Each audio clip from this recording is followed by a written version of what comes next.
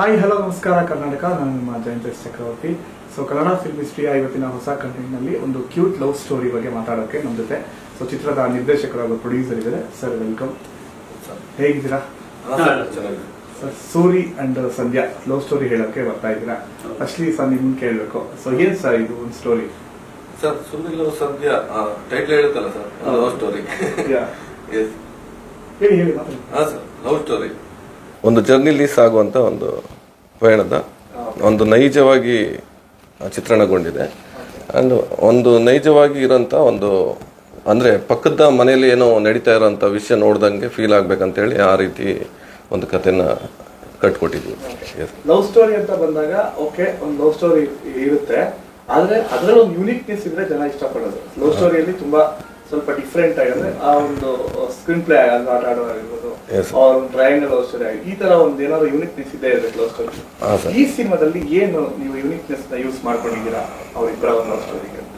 Uniqueness ಅದರಲ್ಲಿ plus devotional use ಮಾಡ್ಕೊಂಡಿದೀವಿ ಅಂತ ಹೇಳ್ಬೋದು ಸರ್. ಎಸ್, ಅದು ಒಂದು ಜವಾಬ್ದಾರಿಯುತ ಒಂದು ಪ್ರೇಮ ಕಥೆ ಆಗೋದು. ಅಂದ್ರೆ ತುಂಬಾ ಮೆಚುರಿಟಿ ಇಲ್ಲದೆ ಇರುವಂತವ್ರು ಪ್ರೀತಿಸೋದಕ್ಕೂ, ಮೆಚುರಿಟಿ ಇರುವಂತವ್ರು ಪ್ರೀತಿಸೋದಕ್ಕೂ ಅದು ಜವಾಬ್ದಾರಿ ಒಂದು ಕೆಲಸ ಆಗುತ್ತೆ. ಯಾಕಂದ್ರೆ ಕೆಲವು ಆ ರೀತಿಯಾದ ಹುಡುಗಾಟದ ಪ್ರೀತಿ ಅಲ್ಲದೇನೆ ಒಂದು ಕೆಲವಷ್ಟು ಜವಾಬ್ದಾರಿಯುತವಾಗಿ ಸಾಗುವಂತ ಪಯಣದ ಒಂದು ಕಥೆ ಸರ್. ನೀವು ಹೇಳಿ, ನಿಮ್ಗೆ ತುಂಬಾ ಇನ್ಸ್ಪೈರ್ ಆಯ್ತು ಸರ್ ಇದನ್ನ ಸಿನಿಮಾ? ಇನ್ಸ್ಪೈರ್ ಅಂತಂದರೆ ನಾವು ಸಾಕಷ್ಟು ಚಿತ್ರಗಳು ನಾವು ನೋಡಿರ್ತೀವಿ. ನಮ್ಮ ಇದರಲ್ಲಿ ಸಾವಿರಾರು ಪಿಕ್ಚರ್ಗಳು ನಾನು ನೋಡಿದ್ದೀನಿ. ಈ ನಮ್ಮ ನಿರ್ದೇಶಕರು ಬಂದು ನಮ್ಮ ಹತ್ರ ಈ ಬಗ್ಗೆ ಒಂದು ಸ್ಕ್ರಿಪ್ಟ್ ಬಗ್ಗೆ ಸೀನ್ ಟು ಸೀನ್ ನನಗೆ ಎಕ್ಸ್ಪ್ಲೈನ್ ಮಾಡಿ ಹೇಳಿದಾಗ ಇದು ತುಂಬ ಅಂದರೆ ತುಂಬ ಇಂಪ್ರೆಸ್ ಆದೆ ನಾನು. ಇದರಲ್ಲಿ ಏನಾಗಲಿ, ನಾನು 2016ರಲ್ಲಿ ಬ್ಯಾನರ್ ರಿಜಿಸ್ಟರ್ ಮಾಡಿ ಇಟ್ಕೊಂಡು ಸುಮ್ಮನೆ ಕೂತಿದ್ದು. ನಾನು ಕೆಲವು ನಿರ್ಮಾಪಕರ ಜೊತೆಲಿ ಕೆಲಸ ಮಾಡಿದ್ದೀನಿ, ಕೆಲವು ಬಂಡವಾಳ ಹೂಡಿದ್ದೀನಿ, ಕೆಲವು ಬಂಡವಾಳ ತೊಗೊಂಡಿದ್ದೀನಿ, ಎಲ್ಲ ಮಾಡಿದ್ದೀನಿ. ಆದರೆ ಸಿನಿಮಾ ಬಗ್ಗೆ ನನಗೆ ಚೆನ್ನಾಗಿ ಗೊತ್ತಿದ್ರೂ ಸಹಿತ ನಾನು ಯಾವುದೋ ಒಂದು ಚಿತ್ರ ನಿರ್ಮಾಣದ ಕೆಲಸಕ್ಕೆ ನನ್ನ ಕೈ ಹಾಕಿರಲಿಲ್ಲ. ಯಾವಾಗ ಇವರು ಬಂದು ಈ ಒಂದು ಸಿನಿಮಾನ ಒಂದು ಸೀನ್ ಟು ಸೀನ್ ನನಗೆ ಎಕ್ಸ್ಪ್ಲೈನ್ ಮಾಡಿ ಹೇಳ್ತಾರೆ, ನಾನು ಅದರಲ್ಲಿ ಇಲ್ಲ, ನಾನು ಅವತ್ತು ಇವರು ಸೀನ್ ಎಲ್ಲ ಮುಗಿಸಿ ಆದಮೇಲೆ ನಾನು ಹೇಳ್ತೀನಿ ನಾವು ಗೆಲ್ತೀವಿ ಈ ಸಿನಿಮಾದಲ್ಲಿ. ಅಷ್ಟು ನೋಡಪ್ಪ ರಾಜು, ಇದರಲ್ಲಿ ನೀನು ಯಾವ ಥರ ನನಗೆ ಸ್ಟೋರಿ ಹೇಳಿದೆ ಅದೇ ಥರ ಏನು ಒಂದು ಮನೆ ಕಟ್ಟೋದಕ್ಕೆ ಒಂದು ಇಟ್ಟಿಗೆ ಸಮವಾಗಿ ಜೋಡಿಸಿ ಒಂದು ಕಟ್ಟಬೇಕು, ಆ ಥರ ಅದೇ ಥರ ಒಂದು ಕಟ್ಟಿ ಒಂದು ಚಿತ್ರನ ನೀನು ಮಾಡಿದ್ರೆ ನಾವು ಗೆಲ್ತೀವಪ್ಪ ಅಂತ ನಾನು ಆ ಸಂದರ್ಭದಲ್ಲಿ ನಮ್ಮ ನಿರ್ದೇಶಕರಿಗೆ ಹೇಳ್ತೀನಿ. ಆ ಪ್ರಕಾರಕ್ಕಿಂತ ಹೆಚ್ಚಾಗಿ ಈ ಚಿತ್ರನ ನಿರ್ಮಾಣ ಮಾಡೋರೆ ಅಂತ ಹೇಳಿದ್ರೆ ತಪ್ಪಾಗಲ್ಲ. ಇದರಲ್ಲಿ ಇರ್ತಕ್ಕಂಥ ಎಲ್ಲ ಟೆಕ್ನಿಷಿಯನ್ಸು ಅವ್ರ ಶಕ್ತಿ ಮೀರಿ ಅತಿಯಾಗಿ ಒಂದು ಇದರಲ್ಲಿ ತೊಡಗಿಸ್ಕೊಂಡು ಕೆಲಸ ಮಾಡಿದ್ದಾರೆ. ಅವ್ರ ಶಕ್ತಿ ಮೀರಿ. ನಮ್ಮ ಉಪೇಂದ್ರ ಸರ್ ಹೇಳಿದರು ಮೊನ್ನೆ ಟ್ರೈಲರ್ ರಿಲೀಸ್ ಟೈಮಲ್ಲಿ, ಅಭಿಮನ್ಯು ಎಂಥ ಆಕ್ಟ್ರಪ್ಪ ನೀನು, ನಿಮ್ಮ ತಂದೆಯವರು ಇದ್ದಿದ್ರೆ ಇವತ್ತು ಆಶ್ಚರ್ಯ ಆಗ್ಬಿಡ್ತಾಯಿದ್ರು, ನೀನು ಈ ರೀತಿ ಆ್ಯಕ್ಟ್ ಮಾಡ್ದ ಅಂತ ನನಗೆ ಆಶ್ಚರ್ಯ ಆಗೋಯ್ತು. ಅಷ್ಟು ಚೆನ್ನಾಗಿ ನೀನು ಈ ಫಿಲಮಲ್ಲಿ ಆ್ಯಕ್ಟ್ ಮಾಡಿದ್ದೆಪ್ಪ. ಅಭಿಮನ್ಯು ಇರ್ಬೋದು, ಅಪೂರ್ವ ಇರ್ಬೋದು, ನಮ್ಮ ಅಭಿಮನ್ಯು, ನಮ್ಮ ಪ್ರತಾಪ್ ನಾರಾಯಣ್ ಇರ್ಬೋದು, ಆಮೇಲೆ ನಮ್ಮ ಪ್ರದೀಪ್ ಕಾಬ್ರಾ ಮುಂಬೈಯಲ್ಲಿ ರಜನಿಕಾಂತ್ ಸರ್, ಕಾಶಿ ಸಲ್ಮಾನ್ ಖಾನು, ಶಾರುಖ್ ಖಾನ್ ಅಂಥವ್ರ ಜೊತೆಲೆಲ್ಲ ವಿಲನ್ ಆಗಿ ಮಾಡಿದ್ದಾರೆ ಪ್ರದೀಪ್ ಕಾಬ್ರಾ. ಆ ಮನುಷ್ಯ ತುಂಬ ಎಕ್ಸ್ಟ್ರಾಡಿನರಿ ಚೆನ್ನಾಗಿ ಮಾಡಿದ್ದಾನೆ ಈ ಒಂದು ಚಿತ್ರದಲ್ಲಿ. ಅದಕ್ಕಿಂತ ಹೆಚ್ಚಾಗಿ ಹೇಳಬೇಕು ಅಂತಂದರೆ ನಮ್ಮ ಕಾಶಿನಾಥ್ ಅವರು ಲೆಜೆಂಡರ್ ಡೈರೆಕ್ಟರ್, ಅವರ ಮಗ, ಅವರ ಒಂದು ತದ್ರೂಪಿ. ಇವತ್ತು ಕಾಶಿನಾಥ್ ಅವ್ರು ಇಲ್ಲ ಅನ್ನೋದು ತಪ್ಪು. ಇವತ್ತು ಅವ್ರ ಮಗನ ನೋಡಿದ್ರೆ ಸೇಮ್ ಕಾಶಿನಾಥ್ ಅವ್ರು ನೋಡ್ದಂಗೆ ಆಗುತ್ತೆ. ಅದು ಎಲ್ಲರೂ ಅವ್ರಿಗೆ ಹೇಳೋದೇ ಬೇಡ, ಅವ್ರು ಬಂದರೆ ಇವ್ರು ಕಾಶಿನಾಥ್ ಮಗ ಅನ್ನೋದು ಎಲ್ರಿಗೂ ತಲೆಯಲ್ಲಿ ಬರುವಂಥ ಒಂದು ಫೇಸ್ ಕಟ್ ನಮ್ಮ ಅಭಿಮನ್ಯುದು.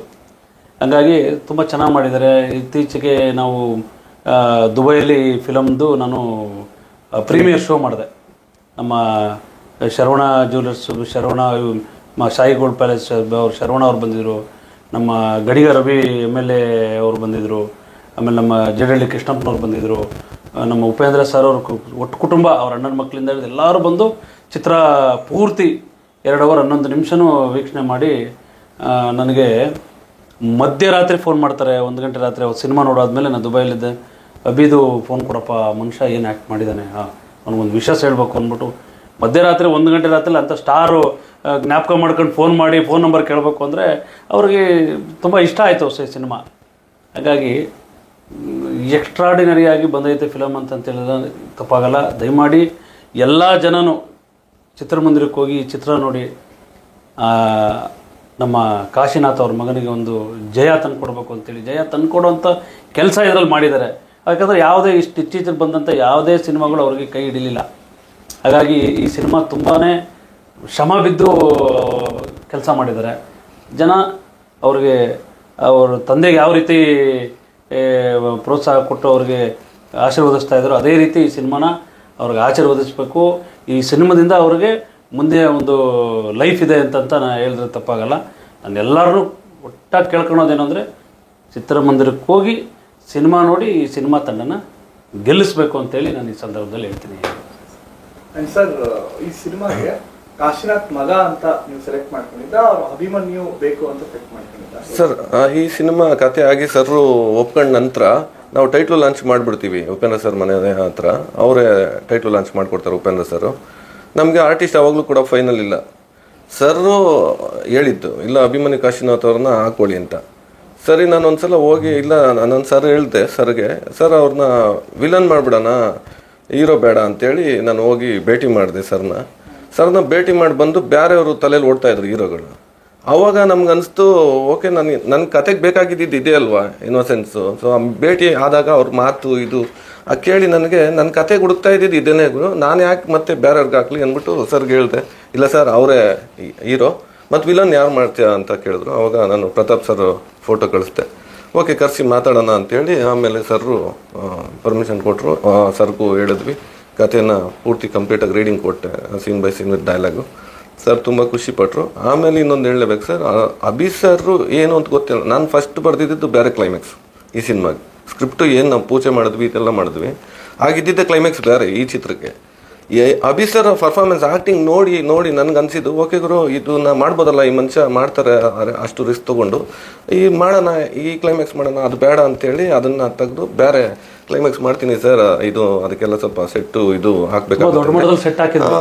ಆಗ ಸರಿ ಓಕೆ ಅದು ಗ್ರಾಂಟೆಡ್ ಮಾಡಿ ಅಂತೇಳಿ ಸರ್ ಕೂಡ ಸಪೋರ್ಟ್ ಮಾಡಿದ್ರು. ಅದನ್ನ ನಮಗೆ ಅದು ಕೊಟ್ಟಾಗ ಅದು ಪರ್ಮಿಷನ್ನು ಸಿಕ್ತು, ಸರ್ ಕಡೆಯಿಂದ ಸಪೋರ್ಟು ಸಿಕ್ತು. ಹಂಗಾಗಿ ಆ ಕ್ಲೈಮ್ಯಾಕ್ಸ್ನ ಮಾಡೋಕ್ಕಾಯ್ತು ಸರ್. ಒಂದು ಲೆಕ್ಕದಲ್ಲಿ ಅಭಿಮನ್ಯು ಕಾಶಿನಾಥ್ ಸರ್ನ ಕಲಾ ಸರಸ್ವತಿ ಪುತ್ರ ಅಂದರೆ ತಪ್ಪಾಗಲ್ಲ.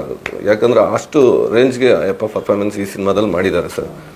ಒಂದೇ ಮಾತಲ್ಲಿ ಹೇಳಬೇಕು ಅಂದರೆ ಈ ಒಂದು ಲಾಸ್ಟು ಒಂದು 15 ದಿವಸ ಎಲ್ಲ ಟೆಕ್ನಿಷಿಯನ್ಸು ಏನೇನಿದ್ದಾರೆ ನಿದ್ದೆ ಮಾಡಿಲ್ಲ. ರಾತ್ರಿ 6 ಗಂಟೆಗೆ ಶೂಟಿಂಗ್ ಸ್ಟಾರ್ಟ್ ಆಯಿತು, ಬೆಳಗಿನ ಜಾವ 4 ಗಂಟೆವರೆಗೂ ಶೂಟಿಂಗ್ ನಡೀತಾ ಇತ್ತು. ನೈಟ್ ಸೀಕ್ವೆನ್ಸ್ ಅದು ಆ ಕ್ಲೈಮ್ಯಾಕ್ಸ್ ಆ ಥರನೇ ಬರಬೇಕು. ತುಂಬ ಅಂದರೆ ತುಂಬ ಎಫರ್ಟ್ ಹಾಕಿದ್ದಾರೆ ನಮ್ಮ ಯಾದವರಾಗದಲ್ಲಿ. ರಾತ್ರಿ ಎಲ್ಲ ಯಾರು ನಿದ್ದೆ ಮಾಡ್ತಾರಲ್ಲ, ನಾನು ಸೆಟ್ಟಲ್ಲಿ ಪ್ರತಿ ವಾರ ಪೂರ್ತಿ ಸೆಟ್ಗೆ ಹೋಗಿದ್ದೀನಿ. ನಾನು 3 ಗಂಟೆ 2:30-3 ಗಂಟೆ ರಾತ್ರಿಗೆ ಮನೆಗೆ ಬರ್ತಾ ಇದ್ದೆ ನಾನು ವಾಪಸ್ಸು. ಅಷ್ಟು ಶ್ರದ್ಧೆಯಿಂದ ಇದರಲ್ಲಿ ನಮ್ಮೆಲ್ಲ ಟೆಕ್ನಿಷಿಯನ್ಸು ಕೆಲಸ ಮಾಡಿದ್ದಾರೆ ಅಂತ ಹೇಳಿದ್ರೆ ತಪ್ಪಾಗಲ್ಲ ಈ ಸಂದರ್ಭದಲ್ಲಿ. ಸರ್ ಕಡೆಯಿಂದ ಏನು ಕಾಂಪ್ಲಿಮೆಂಟ್ ಇತ್ತು ಅಂತ ಅವ್ರು ನೋಡಿದ್ರು ಅಂತ ಹೇಳಿದ್ರು?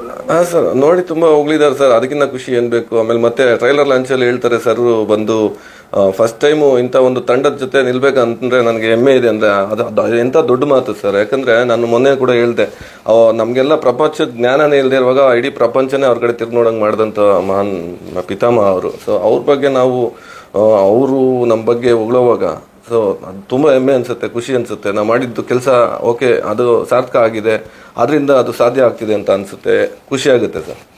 ಅವ್ರನ್ನ ಅಂದ್ರೆ ಸಿನಿಮಾಗೆ ಒಂದು ಚಾನ್ಸ್ ಕೊಟ್ಟು ಮುಂದೆ ತಂದಿದ್ದು ಕಾಶಿನಾಥ್ ಸರ್. ಈಗ ಅದೊಂದು ಲೆಗಸಿ ಕಂಟಿನ್ಯೂ. ಮಗನ್ಗೆ ಕಾಶಿನಾಥ್ ಸರ್ ಗುರುಗಳ ಮಗನ್ಗೆ ಇವ್ರು ಸಪೋರ್ಟ್ ಆಗಿ ನಿಂತಿರೋದು, ಅದನ್ನೆಲ್ಲ ಅದಕ್ಕೆ ನೀವು ಪಾರ್ಟ್ ಆಗಿದ್ದೀರಾ, ಸೊ ಡೈರೆಕ್ಟರ್ ಆಗಿದ್ದೀರಾ, ಪ್ರೊಡ್ಯೂಸರ್ ಆಗಿದ್ದೀರಾ, ಅದ್ರ ಬಗ್ಗೆ ಎಷ್ಟು ಖುಷಿ ಇದೆ ಅಂತ ಆ ಥರ ಲೆಗಸಿ ಕಂಟಿನ್ಯೂ ಆಗ್ತದೆ ಸರ್. ಅದೇ ಹೇಳೋದು ಸರ್, ಅದು ಟೈಟ್ಲ್ ಲಾಂಚ್ ಆಗೋವಾಗಲೇ ಉಪೇಂದ್ರ ಸರ್ ಏನು ಮಾಡಿದ್ರು, ಸರ್ಗೆ ಯಾವ ತರ ಐಡಿಯಾ ಬಂತಂತ ನನ್ಗೆ ಗೊತ್ತಿಲ್ಲ, ಅಭಿ ಸರ್ನ ಹಾಕಿ ಅಂತ. ಅದು ನನಗೆ ಅದು ಮಾಡಿದ್ಮೇಲೆ ಅವ್ರದ್ದು ಇದ್ದೇ ಇದೆ ಅವ್ರದ್ದು. ಹಂಗಾಗಿ ಸರ್ ಹೇಳಿ ಆಯ್ತಾ, ಇಲ್ಲ ಸರ್ ಉಪೇಂದ್ರ ಸರ್ ಇಲ್ಲ ಅಭಿಗೆ ಮಾಡಿ ಅಂತ ಹೇಳಿ ಮಾಡ್ಸಿದ್ರ ನನ್ಗೆ ಗೊತ್ತಿಲ್ಲ, ಅದು ಸರ್ಗೆ ಕೇಳ್ಬೇಕು. ಇದಕ್ಕಿದಂಗೆ ಸರ್ ಹೆಸರು ಬಂದ್ಬಿಡುತ್ತೆ ನಮ್ಗೆ ಚರ್ಚೆ ಆಗ್ತಿರುವಾಗ ಹೀರೋ ಯಾರು ಅಂತ. ಸೊ ಹಂಗಾಗಿ ನನ್ನ ಪ್ರಕಾರ ಸರ್ ಏನಾದ್ರು ಹೇಳಿ ಮಾಡಿಸ್ಬಿಟ್ರೆ ಗೊತ್ತಿಲ್ಲ, ಉಪೇಂದ್ರ ಸರ್ ಮಾಡಿ ಅವ್ರಿಗೊಂದು ಸಿನಿಮಾ ಆಗ್ಲಿ ಅವ್ರಿಗೆ ಮಾಡಿ ಎಲ್ಲಿ ಹುಡುಕ್ತೀರಾ ಅಂತೇಳಿ ಹೇಳಿರ್ಬೋದೇನೋ ಸರ್, ನನ್ಗೆ ಗೊತ್ತಿಲ್ಲ ಅದು ಸರ್. ನಾನು ಕೆಲವೊಂದು ಸೀಕ್ವೆನ್ಸ್ ಅವ್ರ ಹತ್ರ ಡಿಸ್ಕಸ್ ಮಾಡಿದ್ದೆ. ನಾನು ಈ ಸಿನಿಮಾದು ಪ್ರತಿ ಟೈಮಲ್ಲೂ ಹಿಂಗೆ ಮಾಡ್ತಾ ಇದ್ದೀನಿ. ನಾನು ಸಾಮಾನ್ಯವಾಗಿ ನನಗೆ ಒಂಥರ ಬಿಸ್ನೆಸ್ ಪಾರ್ಟ್ನರ್ ಅಂತಲೇ ಎಲ್ಲ ಮಾಧ್ಯಮದವ್ರಿಗೂ ನನಗೆ ಪರಿಚಯ ಮಾಡಿಕೊಡ್ತಾರೆ. ನಾನು ಅವ್ರ ಜೊತೆಲಿ ಯಾವುದೊಂದು ಅವ್ರಿಗೆ ಸಂಬಂಧಪಟ್ಟಿದ್ದು ಇದರಲ್ಲಿ ಒಂದು ಬಿಸ್ನೆಸ್ ಮಾಡಿ ಅವ್ರ ಹತ್ರ ಒಂದು ಒಳ್ಳೆಯ ಹೆಸರು ತೊಗೊಂಡಿದ್ದೆ ನಾನು. ಹಂಗಾಗಿ ನನ್ನ ಎಲ್ಲ ವಿಚಾರಕ್ಕೂ ಮಂಜು ಏನು ಮಾಡಿದ್ರು ಒಳ್ಳೇದು ಮಾಡ್ತಾನೆ, ಅವನಿಗೆ ನಮ್ಮ ಕೈಲಿ ಏನಾಗುತ್ತೆ ಸಪೋರ್ಟ್ ಮಾಡೋಣ, ನಮ್ಮ ಗುರುಗಳ ಮಗ ಅಂತೇಳಿ ಡೇ ಒನ್ನಿಂದನೂ ನನಗೆ ಈ ಒಂದು ಚಿತ್ರಕ್ಕೆ ಬೆನ್ನೆಲುಬಾಗಿ ನಿಂತವ್ರೆ ಅಂತ ಹೇಳಿದ್ರೆ ತಪ್ಪಾಗಲ್ಲ. ಅದಕ್ಕಿಂತ ಮುಖ್ಯವಾಗಿ ಅಷ್ಟು ದೊಡ್ಡ ವ್ಯಕ್ತಿನ ಹಿಡಿದಿಟ್ಟು ನಾವು ಇಡೀ ಎಂಟೈರ್ ಫಿಲಮ್ ತೋರಿಸ್ಬೇಕು ಅನ್ನೋದನ್ನು ದೊಡ್ಡ ವಿಚಾರನೇ ಇವತ್ತಿನ ದಿನ. ಹಂಗಾಗಿ ಅವರೆಲ್ಲ ಫಿಲಮ್ ನೋಡಿದ್ಮೇಲೆ ಅದ್ಭುತವಾಗಿ ಬಂದಿದೆ ಅಂತ ಮೊನ್ನೆ ಟ್ರೇಲರ್ ಲಾಂಚ್ ದಿವಸನೂ ಹೇಳಿದ್ರು. ತುಂಬ ಅಂದರೆ ತುಂಬ ಚೆನ್ನಾಗಿ ಮಾಡಿದಾರಪ್ಪ, ಇಂಥ ಈ ಟೆಕ್ನಿಷಿಯನ್ ಟೀಮಲ್ಲಿ ನಿಂತು ಮಾತಾಡ್ತಾ ಇದ್ದೀನಿ, ನೀವು ನೆಕ್ಸ್ಟ್ ನಿಮ್ಮ ಕಾಲ್ ಶೀಟ್ಗಳು ಸಿಗಲ್ಲಪ್ಪ, ಇವಾಗಲೇ ನಿಮ್ಮದು ಬುಕ್ ಮಾಡ್ಕೊಬೇಕು, ಅಷ್ಟು ಚೆನ್ನಾಗಿದೆ, ಜನ ಅಷ್ಟು ಒಪ್ತಾರೆ, ಈ ಫಿಲಮ್ನ ಗೆಲ್ತೀರ ನೀವು ಅಂತೇಳಿ ಅಷ್ಟು ದೊಡ್ಡ ಮಟ್ಟದ ಡೈರೆಕ್ಟ್ರು ನಮ್ಗೆ ಹೇಳೋರೆ ಅಂತಂದರೆ ಇನ್ನು ಮಿಕ್ಕಿದ್ದೆಲ್ಲ ಜನಗಳ ಕೈಯಲ್ಲಿದೆ. ಈ ನಮ್ಮ ಕಾಶಿನಾಥ್ ಅಭಿಮನ್ಯು ಅವರ ಮಗನಿಗೆ ಮುಂದೆ ಲೈಫ್ ಕೊಡುವಂಥದ್ದು ಜನಗಳ ಕೈಯಲ್ಲಿದೆ. ನಮ್ಮದು ಒಂದು ಪಿಕ್ಚರ್ ಪಾಪ ಅವ್ರಿಗೆ ಇದೇ ಅವ್ರಿಗೆ ಪ್ರಪಂಚ, ಈ ಪ್ರಪಂಚದಲ್ಲಿ ಅವ್ರಿಗೆ ಕೈ ಹಿಡಿದು ಎತ್ತಬೇಕು, ಮುಂದೆ ನಡೆಸಬೇಕು ಅನ್ನೋದು ನಮ್ಮ ಪ್ರೇಕ್ಷಕರ ಕೈಲಿ ಇದೆ ಈ ಸಿನಿಮಾ. ಹಾಗಾಗಿ ಎಲ್ಲರೂ ಚಿತ್ರಮಂದಿರಕ್ಕೆ ಹೋಗಿ ಈ ಒಂದು ಚಿತ್ರನ ನೋಡಿದರೆ ಅವರು ಗೆಲ್ತಾರೆ ಅನ್ನೋ ಒಂದು ಮಾತು ಈ ಸಂದರ್ಭದಲ್ಲಿ ನಾನು banner 7 crore entertainment Suri love Sandhya ಅದು ನಾನು ಕತೆಗೆ ಇದಾಗಿರ್ಲಿ ಅಂದ್ಬಿಟ್ಟು ನಾನು ಅಯ್ಯಯ್ಯೋ ಆ ಥರ ಇಲ್ಲ ಸರ್. ಹುಡುಗಿ ಇವ್ರಿಗೂ ಲವ್ಗೂ ನಮಗೂ ಆಗಿ ಬರೋದೇ ಇಲ್ಲ.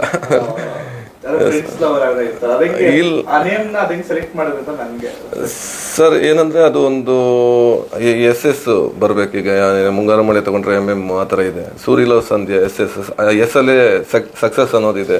ಸೊ ಆ ಥರ ಅಂತ ತಿಳ್ಕೊಬಹುದು. ಸಕ್ಸಸ್ ಆಗೋ ಥರ ಎಲ್ಲ ಒಂದು ಸಿನಿಮಾ ನಿರ್ಮಾಣ ಬಂದಿದೆ. ಇದು ಮಿಕ್ಕಿದು ಜನಗಳ ಕೈಯಲ್ಲಿದೆ. ಇದರದ್ದು ಖಂಡಿತ ಇಲ್ಲ ಸರ್. SS ಬರ್ಬೇಕಂತ.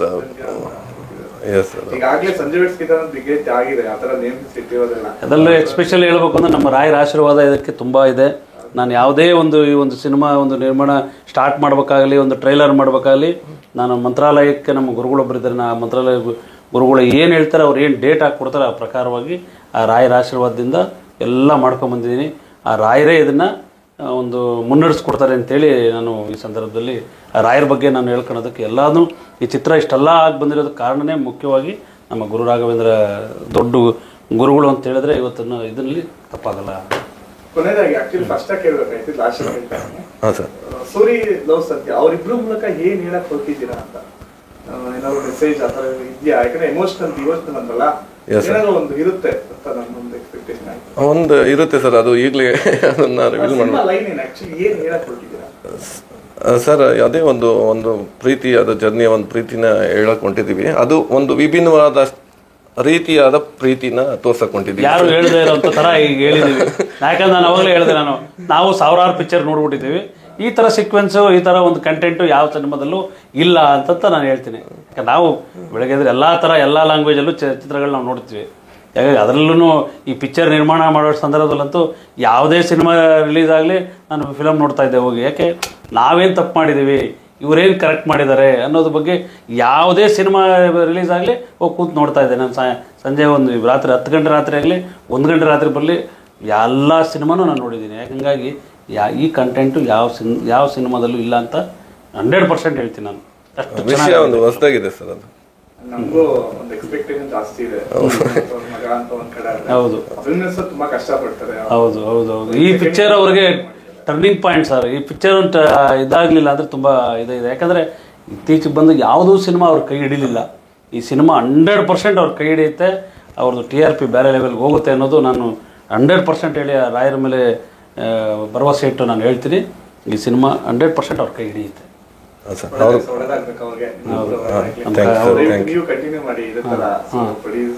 ಕಂಟಿನ್ಯೂ ಮಾಡ್ಬೇಕು ಅಂದ್ರೆ ಎಲ್ಲರೂ ನಮ್ಮ ಪ್ರೇಕ್ಷಕರ ಕೈಯಲ್ಲಿ ಐತೆ. ಒಬ್ಬ ಪ್ರೊಡ್ಯೂಸರ್ ಇದರಲ್ಲಿ ಪರ್ಮನೆಂಟ್ ಆಗಿ ಉಳ್ಕೊಬೇಕು ಅಂದ್ರೆ ಎಲ್ಲ ಚಿತ್ರಮಂದಿರಕ್ಕೆ ಹೋಗಿ ಸಿನಿಮಾ ನೋಡ್ಬೇಕು. ಪ್ರೊಡ್ಯೂಸರ್ಗೆ ಹೂಡಿರೋ ಬಂಡವಾಳ ವಾಪಸ್ ಅಟ್ಲೀಸ್ಟ್ ಅವ್ನು ಲಾಭ ನೋಡ್ತಿದ್ರು, ಅಟ್ಲೀಸ್ಟ್ ಅವ್ನು ಹೂಡಿರ್ತಕ್ಕಂಥದ್ದು ಅವ್ನಿಗೆ ಯಾವುದೇ ಲಾಸ್ ಆಗುತ್ತಿಲ್ಲ. ಅವ್ನಿಗೆ ದುಡ್ಡು ಬಂದರೆ ಯಾವುದೇ ಒಂದು ಚಿತ್ರರಂಗದಲ್ಲಿ ಇರ್ತಾನೆ. ಒಬ್ಬ ನಿರ್ಮಾಪಕ ಅಲ್ಲಿ ಉಳ್ಕೊಬೇಕು ಅಂತಂತಂದರೆ ಸುಮಾರು ನಾನು ನಿರ್ಮಾಪಕ ನಾನೊಬ್ಬನೇ ಇದು ಅಂತ ನಾನು ಹೇಳ್ಕೊಳಲ್ಲ. ನಾವು ಇದನ್ನು ಉಳಿಸ್ಕೊಳ್ಳೋದು ಜನಗಳ ಕೈಯಲ್ಲಿದೆ. ಉಳಿಸ್ಕೊಂಡ್ರೆ ನಾವು 10-6 ಫಿಲಮ್ ಮುಂದೆ ಮಾಡೋ ಅಂತ ಕೆಲಸ ನಾವು ಮಾಡ್ತೀವಿ, 10 ಜನಕ್ಕೆ ಕೆಲಸನೂ ಸಿಗುತ್ತೆ. ನನ್ನಂತ ಒಂದು ಹೊಸ ನಿರ್ದೇಶಕರುಗಳಿಗೆ ಅವಕಾಶ ಕೊಡ್ತಾರೆ ಸರ್ ಕಂಪ್ನಿಯಿಂದ. ನಾವು ಪರ್ಮನೆಂಟ್ ಉಳ್ಕೊಬೇಕು ಈ ಚಿತ್ರರಂಗದಲ್ಲಿ ಅಂತ ಅನ್ಕೊಂಡು ಬಂದಿದ್ದೀವಿ. ಉಳಿಸ್ಕೊಳ್ಳೋದು ಬಿಡೋದು ಮತ್ತೆ ಸರಸ್ವತಿಗೆ ಸಿನಿಮಾ ಅನ್ನೋದು ಸರಸ್ವತಿ ಅಷ್ಟು ಸುಲಭ ಅಲ್ಲ. ತಾಯಿ ಯಾವ ರೀತಿ ನಾನು ಬರ್ಮಾಡ್ಕೊಂತಾಳೋ ಆ ಪ್ರಕಾರವಾಗಿ ಆ ಎಮ್ಮನ್ ಮಾಡಲ್ ನಾನು ಇರಕ್ಕೆ ನಾನು ಇಷ್ಟಪಡ್ತೀನಿ.